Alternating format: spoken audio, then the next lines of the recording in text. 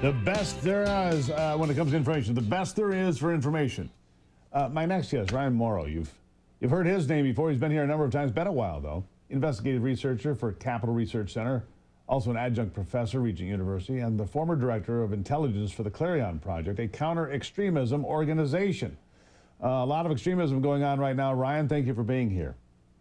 Thanks for having me.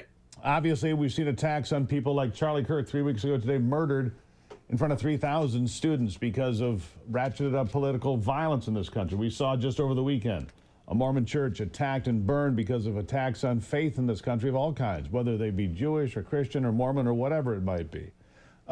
It's a dangerous time, isn't it? It is, but it's one that we talked about coming many times on your show over the years. And that's because as part of my job, I have to look at the trend lines when it comes to extremism and national security. And so you can see the tempo increasing, particularly of the rhetoric of these ecosystems of hate that are profitable. Hate is a business. Anti-Semitism is a business. Anti-Americanism is a business. And so you have these large nonprofits that are aligned with the left, but in many cases actually violate progressive and liberal principles. And promote the type of hate that they know very well results in people doing things like what happened to Charlie and things like what have happened on college campuses since October 7th. No question. And we've seen this happen. There's been this movement. There is this movement of people, right? But on the other side of this, you see other things happening. And George Soros comes to mind. George Soros, for example, bought Odyssey out of bankruptcy, a company that owned, 225 radio stations, and has begun programming changes in some of those places. But they've also began targeting other stations to do joint operating agreements or whatever they call them, trying to silence people like me.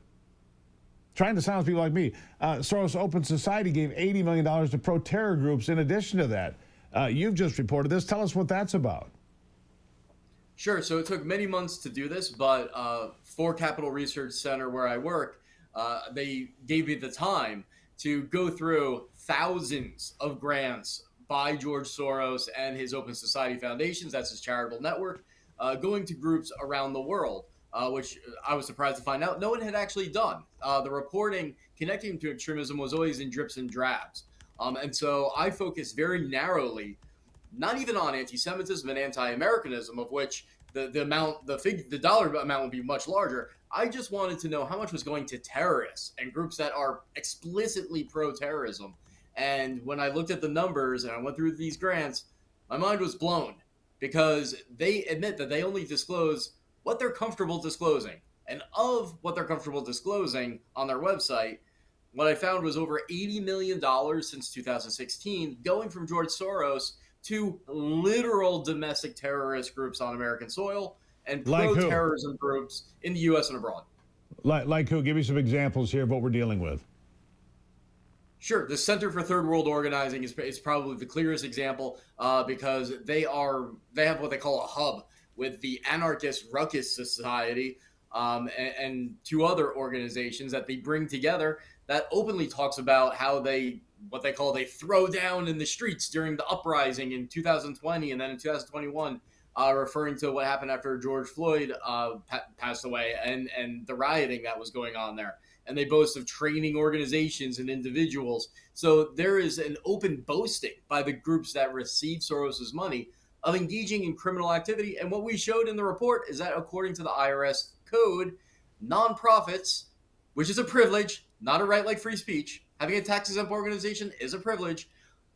They are not allowed to engage in criminal activity and have tax-exempt status. They're not allowed to encourage, incite, sponsor, organize criminal activity, but that's what's happening. And the tax-exempt statuses of the groups receiving Soros' money and Soros himself, who finances it, have gone untouched. And hopefully that changes soon because I was pleasantly surprised just a few days ago, I believe it was, when the New York Times confirmed that the Justice Department has launched an investigation basically into the Open Society foundations in 6 states. That's Soros's group. Based on this report, they actually asked the deputy AG, so why are you doing this? What's the evidence? And it was this report that we released was the reason that they gave. Yeah, well, hopefully they'll dig in. Look, this guy is banned in his own home country. He's not allowed to go to his home country. There's a reason for that.